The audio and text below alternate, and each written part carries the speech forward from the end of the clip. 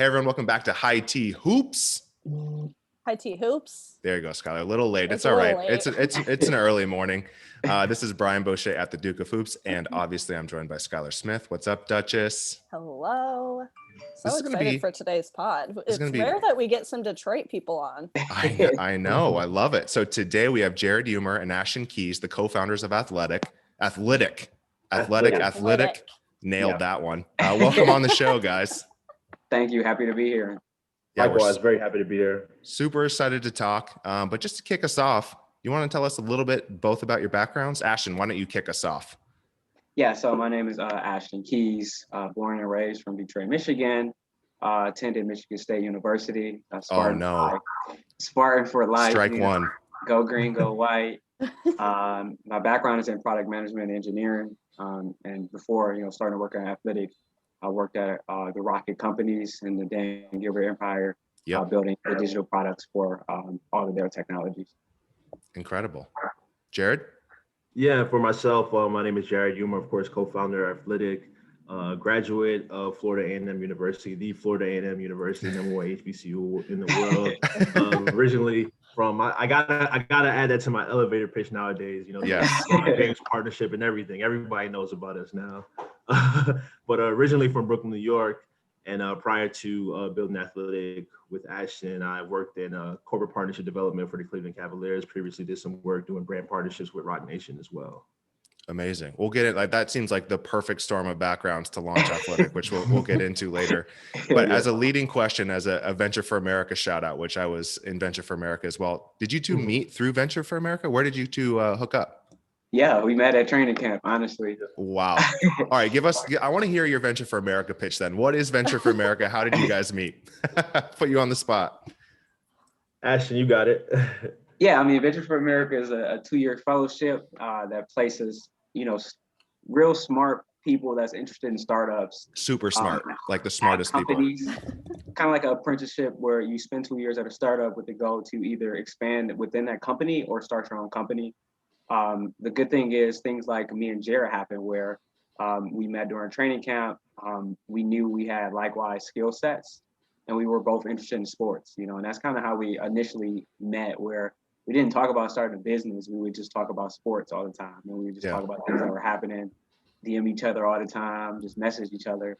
And then eventually it just came up to the point where the name, image, and likeness thing was happening. And I was like, this is something, and we should start to look into this as a potential business, because we knew it was going to be huge, but also we knew that it was a big gap. And we just started talking about it. And then I don't even know how the business started. It just was like a conversation that started. And then we look up and we're here. Like, that's literally how it was. Like, it's so crazy to think about, but yeah, that's amazing. It happens so fast, man. It happens so fast. I know. And before we dive into Athlytic more, so Venture for America, you were in Cleveland, Jared, and Ashton, you were in Detroit. So did you do things, and are you at the end of the 2-year fellowship, or have you already passed that milestone? Approaching the end. August 26th was my start date. So essentially that's kind of like the end of the fellowship. I will say, to Ashton's point, no one fellow's journey is the same. I'm working at an MBA team. He's working at, one of the top mortgage lending companies in the world, but the experience and just having the allyship and the support of the fellowship has been life-changing, I'll say. Yeah. So did you guys do any of the programs together through VFA, or did this come up outside of kind of those pre-programmed, initiatives that Venture for America puts on? Yeah, it pretty much was outside of it. But the thing is, I will say my community, VFA was heavily involved from the beginning. Yeah. They gave us advice. A lot of our mentors were connected through VFA. We have a lot of connections through VFA. So even though it wasn't necessarily with the workshops, I kept them involved from the beginning, and they, been presenting us with the right information and things that we needed throughout the journey, and they still do right now. So yeah, I mean, they're so supportive. I met my co-founder at training camp. We started after that 2-year. It really breaks down the barriers of, because starting a company is really scary, as you guys are finding right now, and having that community behind you, having the co-founder you've known for 2 years in that same community, even sharing the same values, really helps you. So I think that's a great base to get off of. Yeah, I'm 100%. always kind of jealous of that community that I don't have that, but that's okay. You can borrow Anyway. from it, Skylar. That's what we're Yeah, doing. I just dip in on Brian's. So we already heard a little bit about why you guys kind of started Athlytic. Do you want to kind of give us just your elevator pitch? Like, just give us what is Athlytic? Yeah, you want to go or? I'll let you go. You kick it Yeah. off. So Athlytic is what we call as like a fully integrated marketplace. And really the goal is we're trying to connect student athletes with endorsement partners. So the big problem that we found is with this new market that's opening up that never happened the first time in history, a significant gap. And for student athletes, they spend so much time playing their sport and focusing on school. Like they told us, like literally, we spend about 50 to 60 hours a week on our sport in school. So they really don't have the time to go out and look for endorsement partnerships. And the endorsers and the marketers on their side, it's about to be 480,000 student athletes that's going to be open and available to do deals. So they don't have like a partner to help them vet and identify which student athletes should they actually market with, which student athletes should they endorse with. So really, we're trying to solve that problem for the gap. We're trying to make student athletes' life simpler so they can keep playing at their sport and focus on that and not lose their, academics because we know that's probably something they'll probably give up. So we want them to be high value students, high value athletes, and we want the marketers to be able to find the right partners so that they actually can reach their target markets, which is, the student athlete demographic. Mm-hmm. Yeah, that's. I'll say too, like at a high level, at the end of the day, what we're looking to do is mitigate cost, time, and risk. If we check all three of those boxes, it's a no-brainer for both athletic administrations, athletes themselves, as well as brands. We're trying to make it easy for them to get partnerships done. Yeah. Could we I feel like we need to kind of just get a kind of shared definition of name, image, and likeness. I feel like it's something it's thrown around so much these days. And I almost wonder like if people are kind of stopping and thinking what those things actually mean, or if it's just kind of these buzzwords now. Could you guys literally just define name, image, and likeness for us? Name, image, and likeness is pretty much just the right of publicity to monetize who they are. From our research and just like our understanding of athletes in business, athletes are the biggest influencers. You think of the Magic Johnsons of the world that, started Magic Johnson Enterprise and movie theaters, the different restaurants, the Starbucks of the world. You look at Michael Jordan with Nike and what he's built throughout that conglomerate, George Foreman with the George Foreman Grill. These athletes, no matter how incredible big examples. I forgot about the George Foreman Grill. I haven't seen one of those in 15 years. Once you start thinking about it, it's like athletes are the biggest influencers. And you look at how prevalent influencer marketing is to marketing in general right now. You look at the engagement rates of athletes versus, the regular, I don't want to say Kim K because she's not regular, but, people that brands go to amplify their products and their campaigns, athletes are doubling that engagement rate. Mm-hmm. So the thought is they're the biggest influencers. Why can't they make money from this? If they go pro, if they don't go pro, they could become Jason Derulo if they don't make it to the league. That's our thought process. Yeah. And just to like set if people aren't familiar with the NCAA rules, especially in the UK, right now, athletes can't make any money. Give a current state or before this gets initiated. Yeah, so you can't athletes cannot make any money, cannot accept any type of, monetary payment. Recently, 2020 is when the first law, California was the first state to pass legislation that allowed athletes to, monetize their name, image, and likeness. After that, we have about 6 states that already passed it, and then 33 states currently has it in legislation. So it's looking like pretty much every state across the United States will have a law into effect that allow athletes to pass. 2 states are going to start this July, who we're working to work with right now, which is Mississippi and Florida. So those are the first states that are going online. Those are going to be the first student athletes that can actually make money off their little name, their image, which is who they are, and their likeness. Yeah, it's extremely strict in the NCAA. So I remember a case, I don't know how many years ago, but there was a kicker in NCAA D1, and he had a popular YouTube channel where he'd do trick shots, trick kicks, and he was just making money from the ad revenue on YouTube. And he had to decide whether he wanted to keep doing that, and they forced him out, and he couldn't play on the team anymore just because his YouTube channel was making money. which when you think about that, it's insane. So, and Ridiculous. that's for anything. That's discounts. So you can't go like get a car with a discount. You can't do anything. So You can't even get it's food. tough. Yeah. If they find out you get like a free meal or something, like they will investigate that. And I mean, we've seen so many amazing athletes, you know, like Reggie Bush and people like even Zion. Zion made so much money from Duke, and I know y'all saw that recent investigation within him because of some of the benefits that he received. So it's just crazy how much you think about like Duke. President Obama was at the Duke game. Like literally, Obama was at a Duke game, and he will never go to a Duke game again, probably. But he was there because Zion was there. But they were upset at him because he had, you know, received some type of benefits. But I'm pretty sure he probably tripled or doubled that for university. Yeah, that's what makes it so crazy is these athletes are bringing in so much money for these universities, and then they get nothing in return. They're not even, I know people are like, they get the education, they get to play, you know, but, you know, we think about like, I always grew up with the Chris Webber, like Fab Five example, like they were broke and someone bought them a meal and that was against the rules. Like it's just crazy. So, like I have brought up 1 million times in this interview, I went to Michigan. And so I loved seeing Isaiah Livers in the hashtag not NCAA property t-shirt. It was really cool to see that. And I saw the billboards as well. Could you guys just tell us a little bit about that campaign? Ashton, you got it.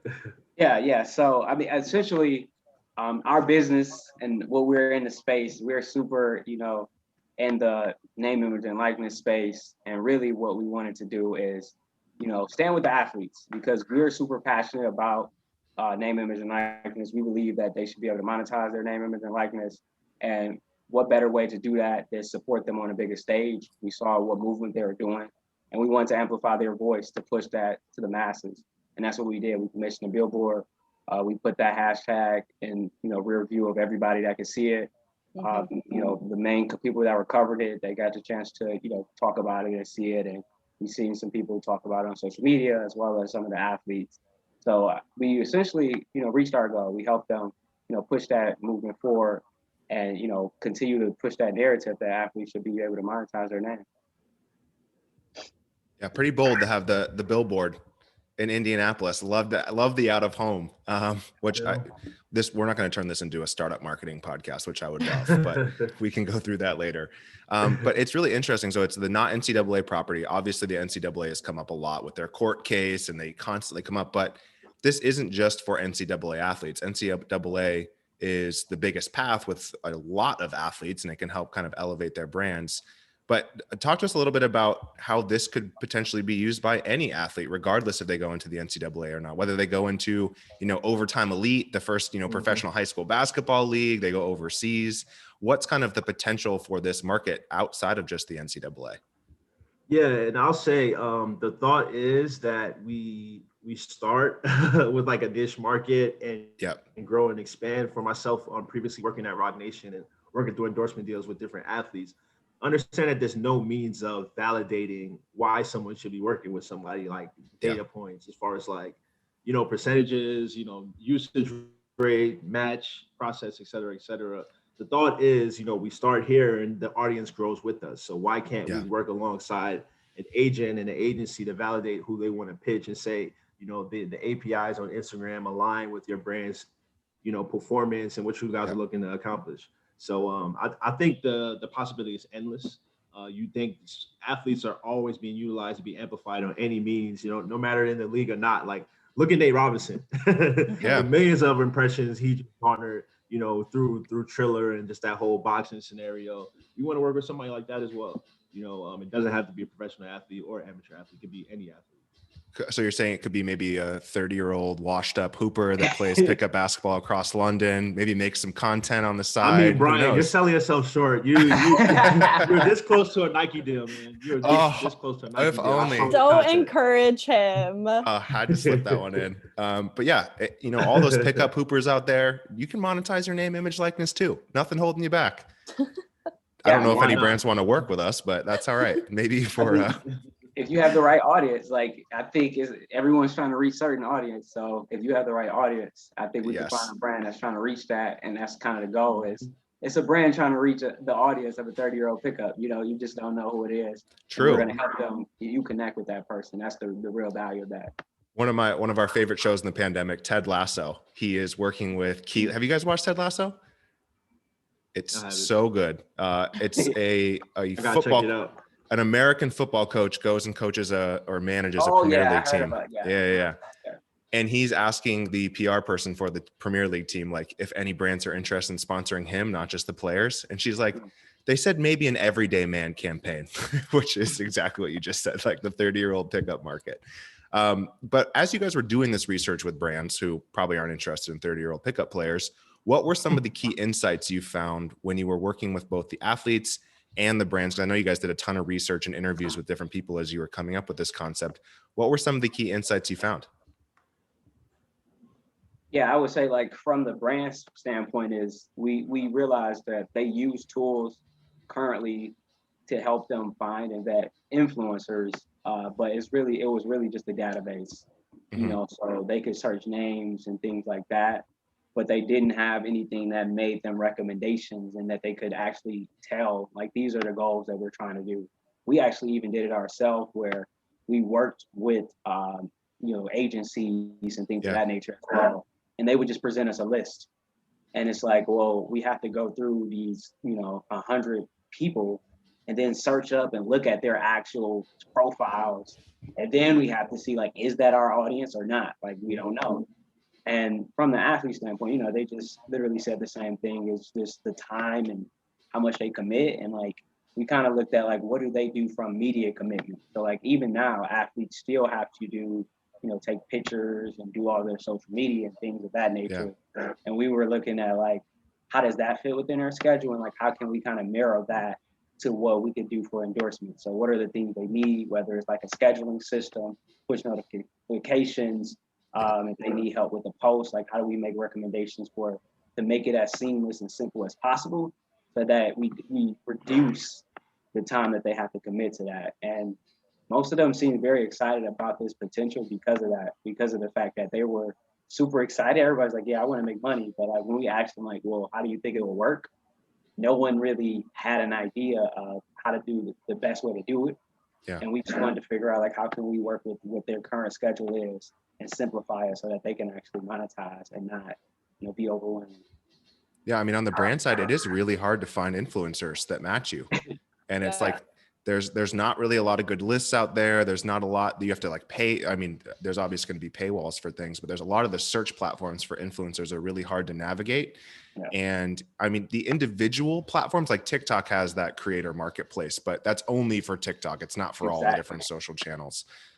So it's, I totally see that. The brands that we've talked to are like, all right, how do we get 100 basketball influencers that are based in the United States? Like, that is a very hard question for them to answer right now. Yeah, exactly. And we want to present that. Yeah, definitely. Any questions on that, Skylar? How we can maybe search for a little Duchess of Hoops content when you get it out there? No, I'll just let you keep shilling yourself out to all our guests. I'll just take a back seat. Yeah, I will sell out, just so everyone knows. Yeah. Go ahead, Skylar. I think everyone knows, but that's okay. So what is the Mountain Dew's Real Change Opportunity Fund pitch competition? I saw that you guys got to talk with Lala Anthony, and I was very jealous and also very intimidated because I knew that we were talking to you very soon after. You interviewed her. Yeah, what was that like? I think it was a great experience. You think, even if it's just a little bit of insight or just like recognition, you know, it all helps in building a startup. But to answer your question, Mountain Dew's Real Change Opportunity Fund was a pitch competition where they work alongside, they select a highly selective process. They said it was anywhere from about 600 to 800 applicants. They're looking for starting teams that have an HBCU alum a part of it within the past 2 to 3 years. Myself being a graduate of Florida A&M, they picked the most disruptive companies, people that they thought were making real changes in the actual society. And, you know, it was a pretty highly vetted process, you know, three different rounds. You apply, you interview, you get grilled, et cetera, et cetera. And then furthermore, we put our pitch in front of a few celebrity judges, Lala Anthony, as you guys stated, DJ Envy and some other like Mountain Dew executives, as well as the CEO of Blavity. So it was a great experience. Can't wait for everybody to check it out Wednesday, April 14th. And so Wednesday, April 14th, what does that mean? You got to hype it up, Jared. You're on TV. I mean, they select who wins. And another key point is something that a reason why we were very, very interested is because you win regardless as a finalist. Yeah. You receive a piece of $1 million kind of like just fund. And furthermore, however much we receive is donated back to our HBCU, myself going to FAMU. Amazing. I'm gonna say it over and over again. I'm sorry. Yes, no, keep doing it. MSU, but however much we win, it goes back to FAMU. So it definitely feels good to, donate back to my university at such an early age. Yeah, that's amazing. What was the process like to become finalists? Did you go through interviews? Did they have VCs? Yeah. Like, what was that getting in there? Because I mean, you guys will find with startups, there's endless pitch competitions, endless events like this. So what was like getting to be a finalist? Go ahead, Ashton. Yeah, I think it was. So it was. We went through 3 rounds of vetting. We had application, then we had 2 interviews, and then we had a pitch. I think the cool part, like talking to Lala, because we talked to her before our pitch as well, as like a mentor, and she really related to what we're doing because her son, which is Carmelo Anthony's son as well, is starting amateur basketball. So he's starting high school this year. He's been playing AAU, and he's becoming a brand himself, obviously.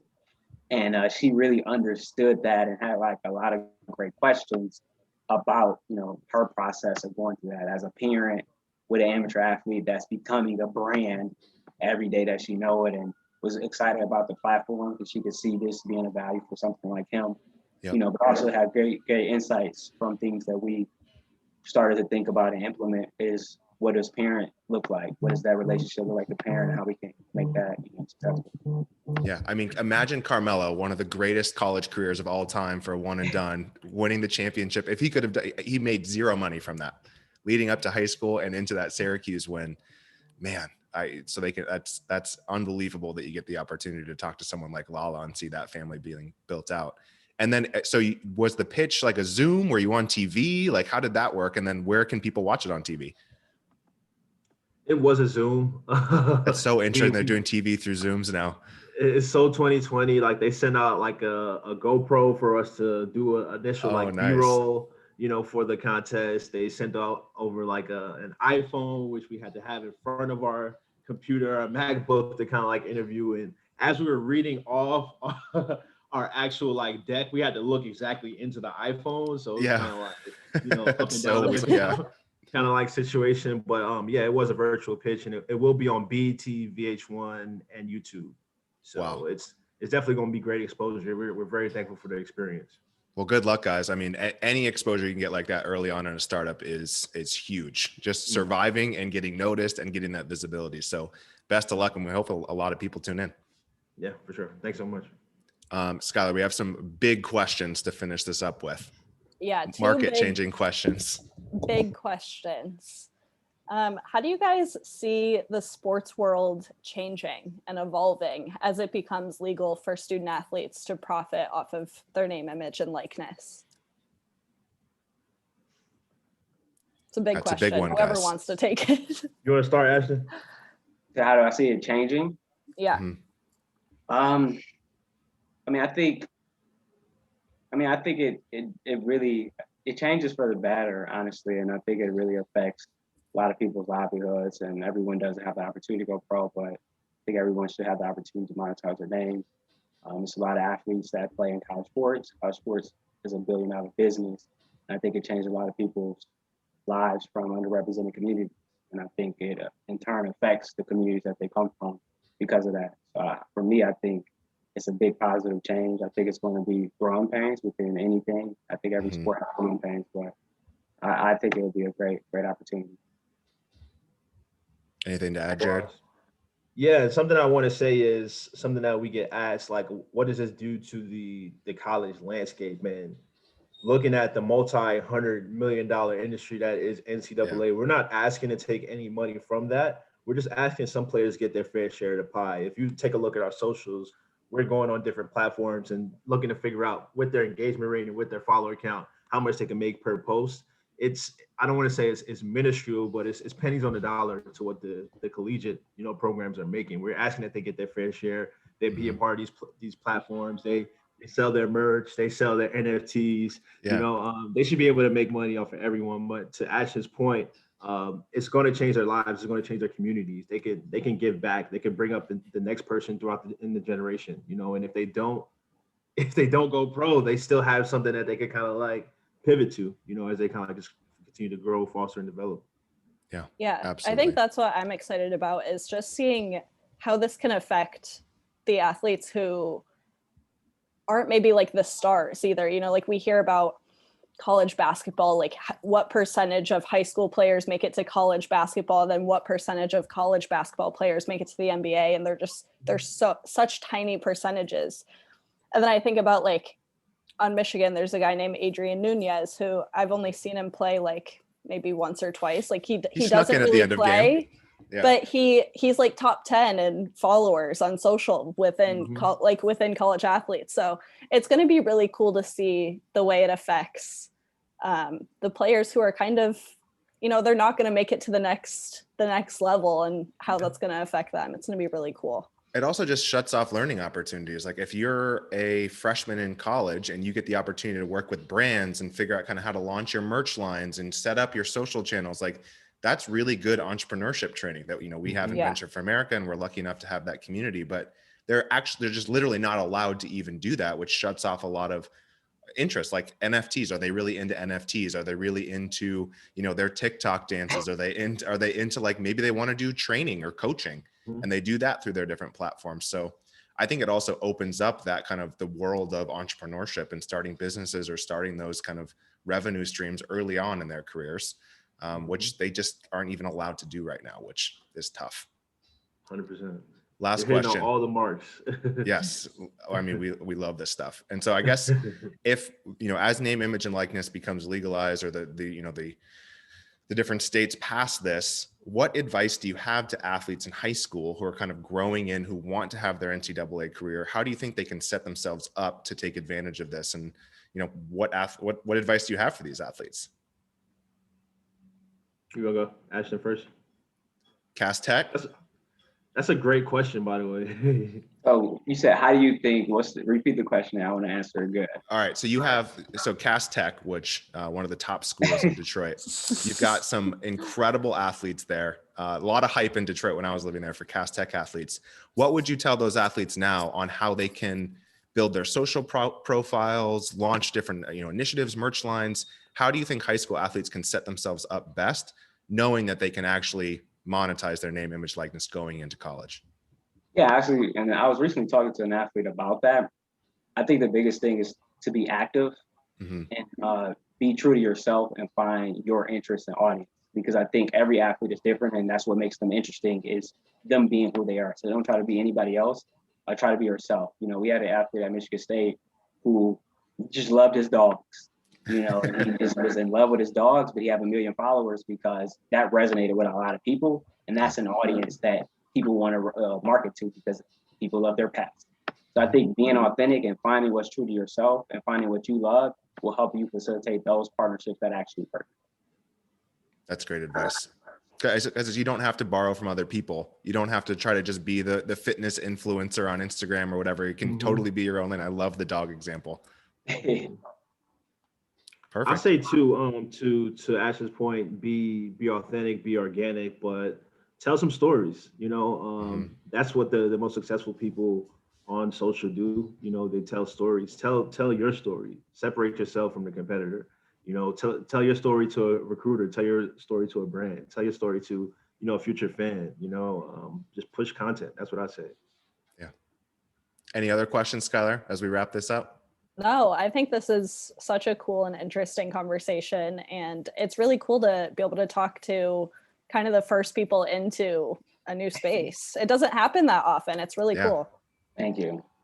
Yeah. Thanks for coming on, guys. We appreciate it. No problem. Appreciate the time.